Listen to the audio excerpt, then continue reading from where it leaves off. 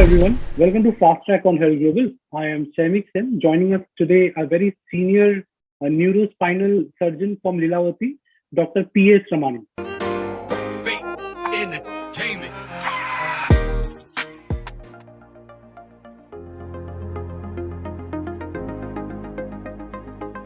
How did you deal with the pandemic, personally and professionally? I was a part of the pandemic. Even during the lockdown periods, I visited Lilavati Hospital, which was a COVID hospital, Sure. regularly every day. Because I believed, although I am old, I am a strict disciplinarian. Sure. I jog every day. As you know, I completed 100 marathons at the age Oh, of wow. 80 years. Yeah. Okay. And then I called a press conference to say that I am retiring from official competitive marathon. But I Okay. am not retiring from running because that is called pleasure running. Sure. My running now is pleasure running. I am also very strict. I also do meditation in the morning. I am very strict on my diet. Sure.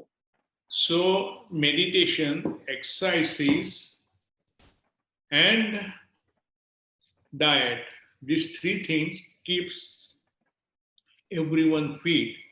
And although I'm 84, I have no comorbidities like diabetes, blood pressure, obesity. Do I look obese? No, of course not at all. Yeah, obese, or heart ailments, etc. Sure. So I don't have anything. So I felt there was nothing for me to worry about COVID. So Okay. I had put a big, Lilavati hospital had given me a big board to put on my car so that police will not stop me anywhere. Sure. And I used to visit Lilavati hospital very regularly every day Okay. since 1920. Okay. And today now is 22. And I'm still very healthy. So that was my concept of pandemic, COVID, etc. Booster doses or vaccines, taking one or two is good, not bad at all. Sure. What they do, they give you some human bodies in the body so that they don't guarantee not to get COVID. See, you can get vaccines and you can get COVID. But if you get COVID, the intensity of that COVID is not very great. Sure. It's very mild. And that is where the role of vaccines or the role of boosters comes in.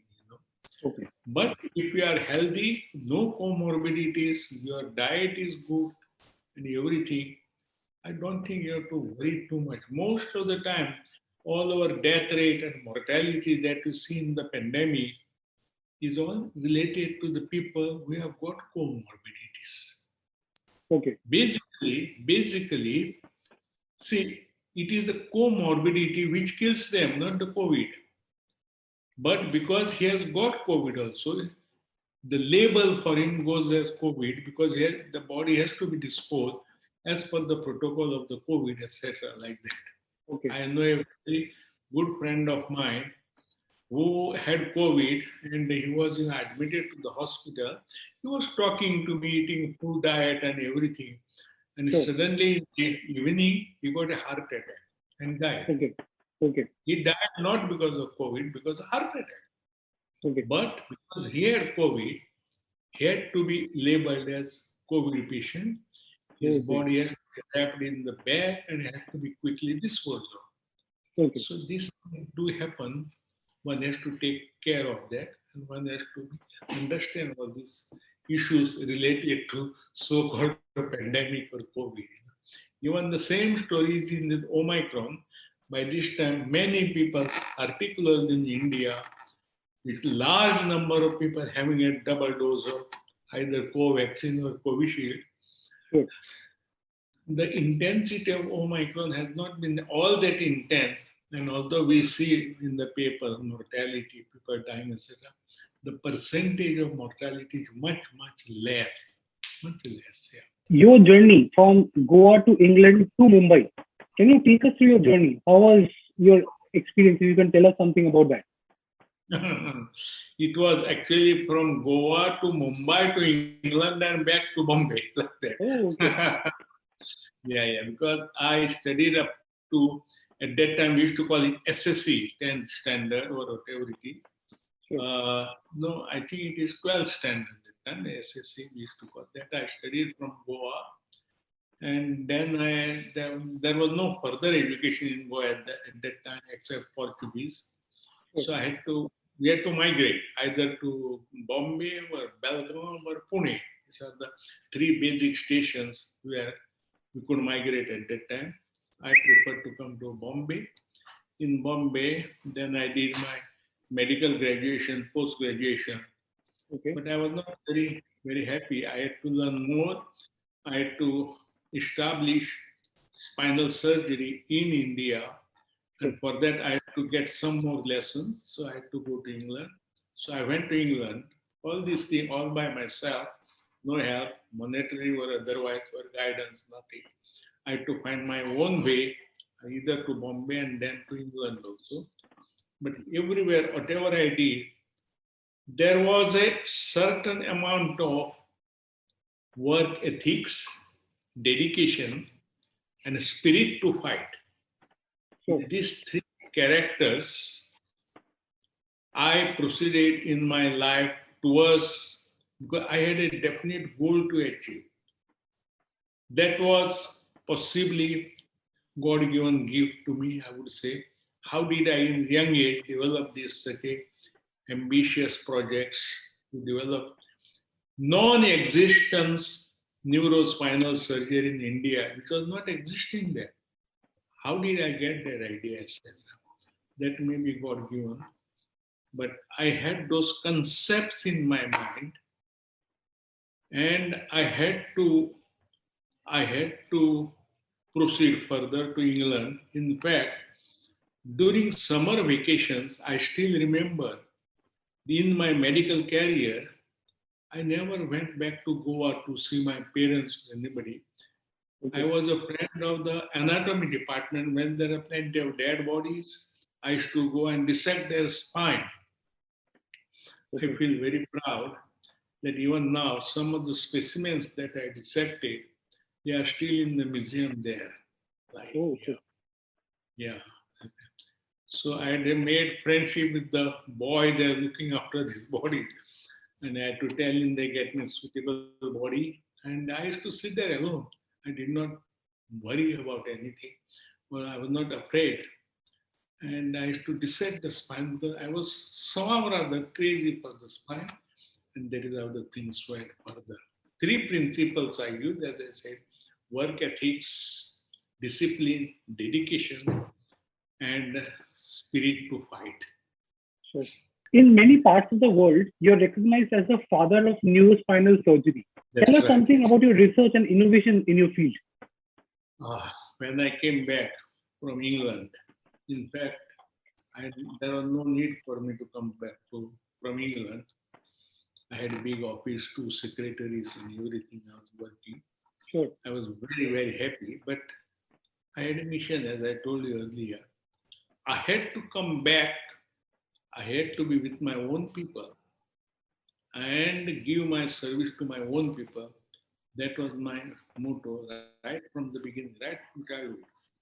And therefore I came back.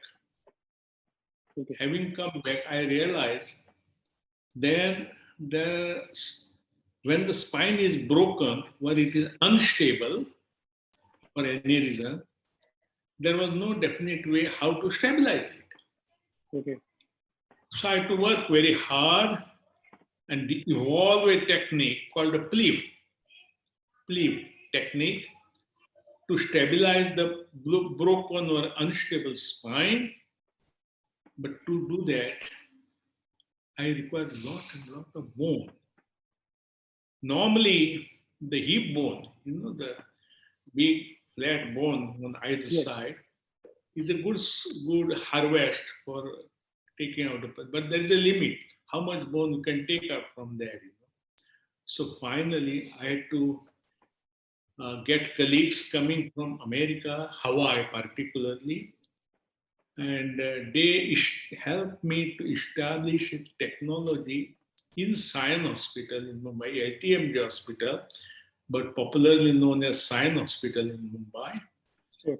I established the first authentic Asian bone bank in Mumbai in Sion Hospital, so that I could get as much bone as I wanted and of different sizes of pieces and shapes pieces which I wanted actually. And that is how I developed this cliff technique.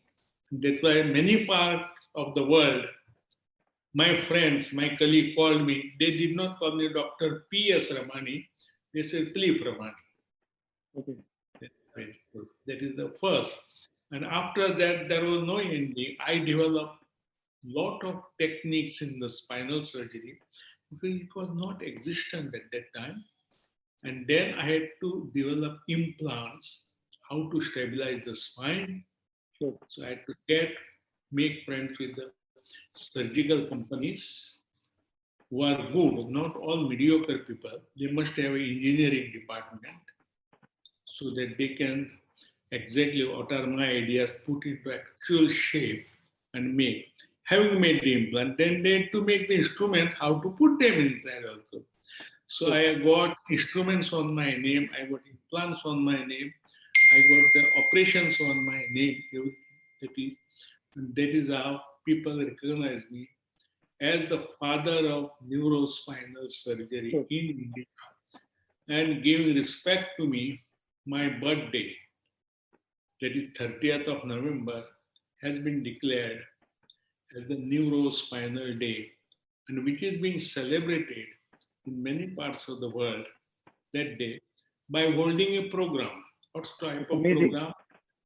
Yeah, either medical camp or lectures or live operating. This year, for example, in a combined joint meeting, 4 hospitals from Delhi, Coimbatore, Kochi, and Bombay, they joined together and they held live operating shows to commemorate Neurospinal Day that day.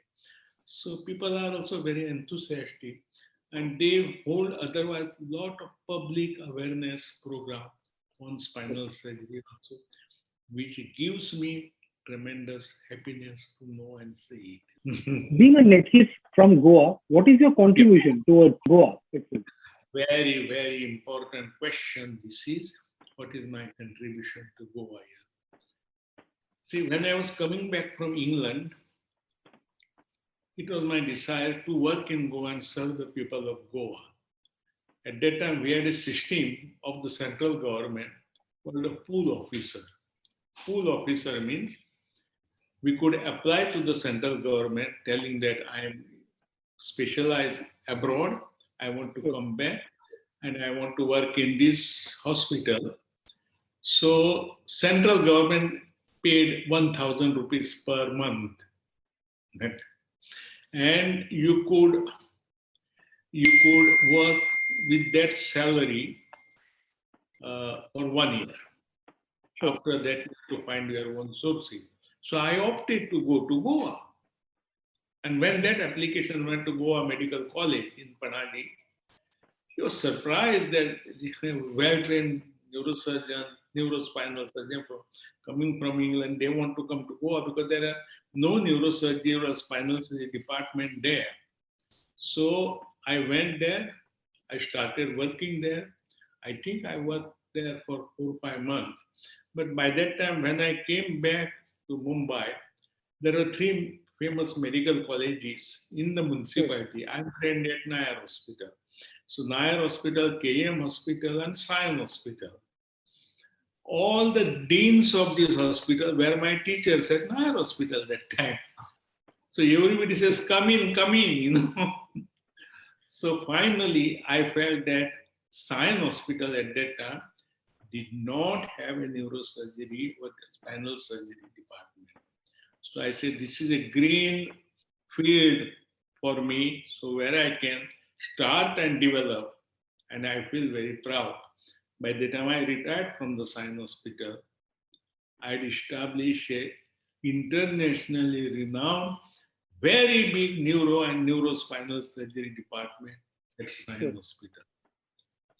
So they were calling me again and again, all that is, come back to Bombay, come back to Bombay. And then I realized that although I did a lot of work in Goa itself, Goa Medical College, our work is like institution.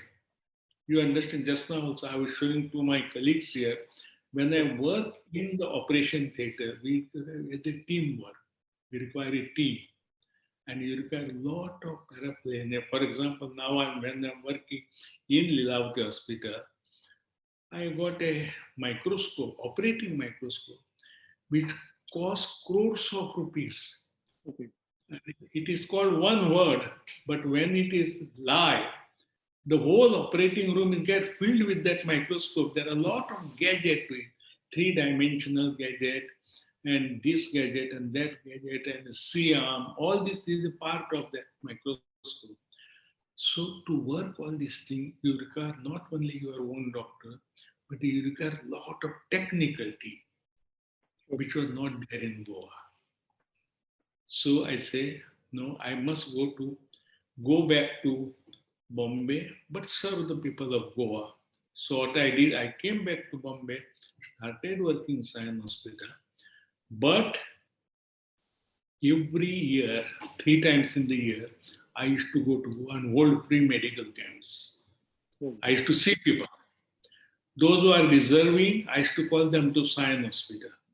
Those who cannot afford to come, I used to give them money to come back to Mumbai. I used to operate them free in Sain Hospital, treat them, and again check them. They have got the money to go back or anything. Otherwise, look after them and just send them satisfactorily back to Goa. So I used to give all my services, and I feel very contented in my life. Even today, those camps are going on. So from 3, I have cut down to 1. So I hold one camp in Goa, where all Goan people were settled in Mumbai. They can come and attend here. It's all free. And one in Goa per se. So all Goan people come there. Just before COVID, in one camp, it's very interesting. My camp floor was on the 4th floor of the building, 4th floor. Okay. That day there were 14 ambulances down with the patients. But I did not feel tired. There was no lift working properly. So I had to come down walking, go there again. Come down walking, go there again with pleasure. Holding the camps was my pleasure. I was not holding for publicity or anything, nothing like that. So that was, and they're still going on now. 2 camps are still today also. During COVID period, we are holding them virtually, virtual camps. Maybe now when it is open, the camp will be open and it will still go on like that. That is one, that is the medical part. Then I also hold social work, like I hold all Goa essay competitions for college students on the medical topic. Then I hold all Goa inter-school competition, again on a smaller medical topic, which they can understand. Then I said I must do some social work. But I was not getting enough time to devote to the social work. So I was so much involved into training doctors. You won't believe it. Eventually, I had made a circus here. I had established a team of doctors with me, 6 doctors, and I had filled packages back with instruments, and because too much rush at Sain Hospital, too much rush for training. Yes. So then I decided the option, and I used to travel like a circus, right from Guwahati to Kanyakumari and Visakhapatnam to Mumbai. The whole breadth and length of India I have traveled, and my program was for 3 days. First day, you operate on the patient live, and relay them to the hall. Okay. And 2 operations I used to do major. Next day, I used to give them practice on the dead bodies. Sure. All of them. So they can do that themselves. And third day, I used to have discussion with them, give them lectures, and come back the evening. That was my standard protocol. I have done that, doing that also. So I did not get much time to devote for social work. But so I decided I will restrict myself to my own village, Goa, Ponda, Wadi Taravali. Wadi Taravali is the village which has become now immortal. So, first thing what I did, without telling my relative, I demolished my ancestral house and then built a beautiful building ground on first floor and created all the facilities like library, reading room for the students. They can come in the evening and do their studies also. Then by the side, I created children's toy room so that mothers can bring their children in the evening and they can play there, break the toys, do what they want like that. And I establish a contract with a toy agency. Every 2 months they have to come and replace the toys. Okay. The toys are. Then at the back, I created children's play garden. I created a dispensary free, everything. And then on the first floor, I created a big multi-purpose hall where 150 people can sit, do, and donated it to the villagers. I said, this is all yours. Maintenance is mine, is all yours. So immediately they register government ladies self-help group and they are holding throughout the day a lot of activities. Every day in the morning, lot of yoga classes are going on. And Okay.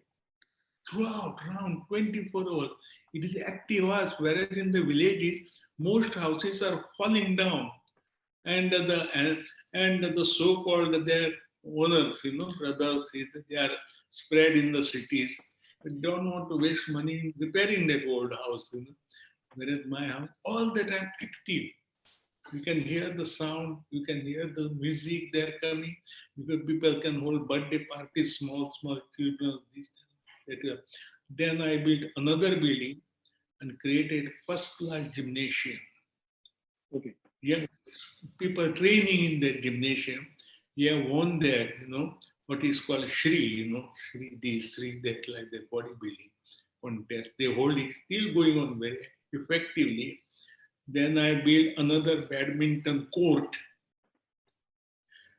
international standards, absolutely, where even all Goa tournaments are going on there regularly. And then the people became more ambitious. They requested me again and again, we want a cricket ground. So whatever I build, I said you must build standard, no building mediocre thing.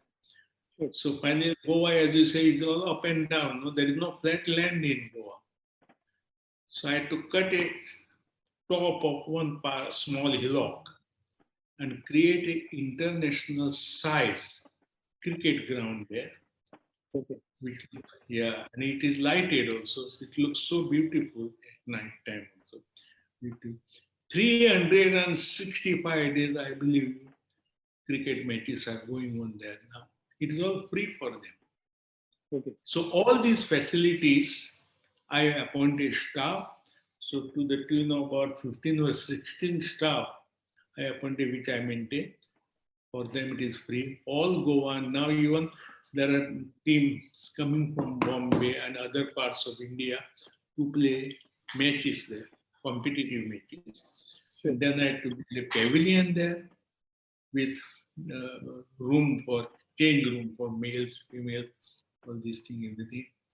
Then finally I thought very recently that by the side of that cricket ground, people, young aspiring students, young college students also, they must get some inspiration.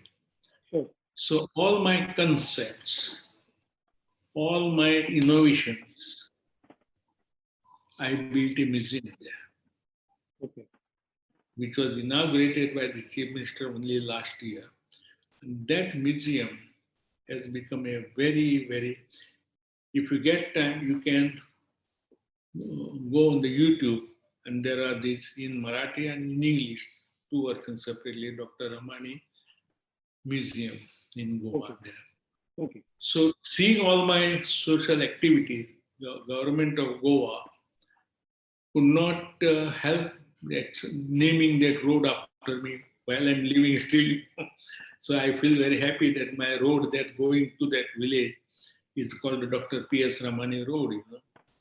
Then of course in 2019, government of Goa conferred on me their highest civilian award, which they call the Goa Ratna or Goa Vibhushan Award. Sure. Okay. Yeah. Yeah. The highlight of this particular award by the government of Goa is that they put me and my wife in a vintage car, and then in front of that vintage car, then there are all these musicians and Goa type all these banners holding and everything, placards like that, and we are paraded like that for 400 meters before the hall come with chief minister, leader of the opposition, home minister, and art and culture minister. They are walking in front of that. Okay. They walk. Yeah. So that was a very memorable event. And then we go to the hall, and quickly they receive us at the hall. Okay. On. With almost 50 years work experience in the medical field, what is your take on the doctor in the medical situation of our country in terms of the doctors' protests and everything? It's a very, very difficult and very huge question to answer.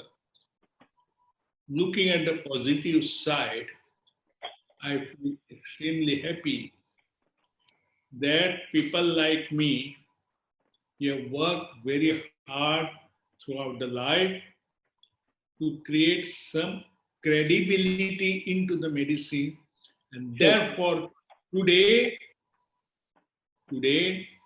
medicine in India is well respected all over the world. All over the world. After the developed countries, so-called developed countries, our India is a big place for medical, whatever medical hub you can call it in milder word. Other side of the coin, each side has got 2 points, which is, I suppose, is a part of the corruption, because all doctors are finally human beings. So wherever there are human beings, corruption is existing anywhere you go, any country, not necessarily India. So it has affected us also. It is affecting us. Third part is there. I'm not sure what is the correct answer for that, but commercialization of the medicine by the so-called private institution. They are charging very high fees for postgraduate and undergraduate seats, where without merit, people has to enter into that. And that is a bit lopsided. I don't feel myself very confident how to comment on that. Okay. Because finally, we also need doctors. We have to produce more doctors. And per se, our system is not able to cope with that. So maybe we have to find out some compromise somewhere. So that is altogether a different issue. Not for a scientist like me to discuss that. Yeah. Okay. It's more political issue. Yeah. Because of the pandemic, the culture of work from home has become somewhat painful, especially for the ones with spondylitis and back issues. So, what kind of a lifestyle changes do you suggest to the people, especially in this difficult time? I have been writing a lot, writing on the media. I've been holding TV shows. I've been writing on the papers, everything. Whatever you said is absolutely correct. And there are also many other bad aspects for the work from home. But they have to follow each human being has to follow certain discipline in life. Sure. The more, if you buy a car, you have to regularly take it to the service station to service it. But they forget that after all, human body is a most intricate machine. It requires to be serviced regularly. The brain requires to be serviced regularly. Early in the morning, when you are not disturbed, when it is quiet, you must do meditation to nurture the brain so that all the bad thoughts are taken away and brain get a direction to go in which direction you want to go. Sure. Depend which direction you want to go, you have to decide. But you have to help. The brain can help you, provided brain is trained to work in a one definite direction without getting too many thoughts inside. That is meditation. Then after that, you have to do regular exercise your body so that muscles are toned and they also become strong. Then most important, the diet, which is the most unfortunate, because there is a tough competition. Young children get addicted only to drinking Coke and eating chips. That's all. Is it good for them? No, not good. But there is a definite fight among competition among them.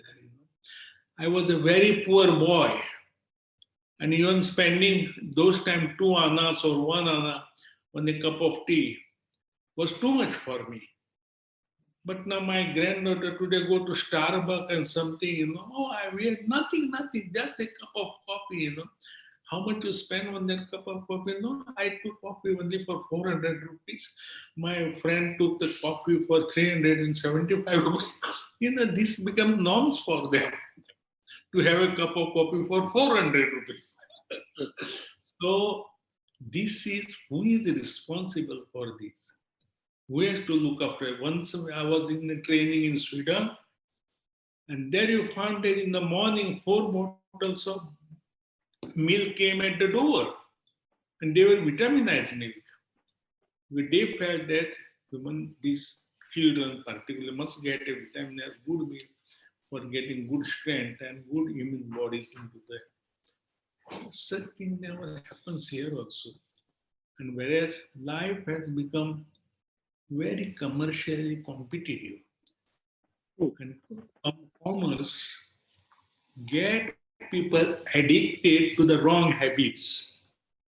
So how to keep them away and be absolutely straight on that depends on your control on the diet. So when you work from home, finally it is up to the individual to make pleasure.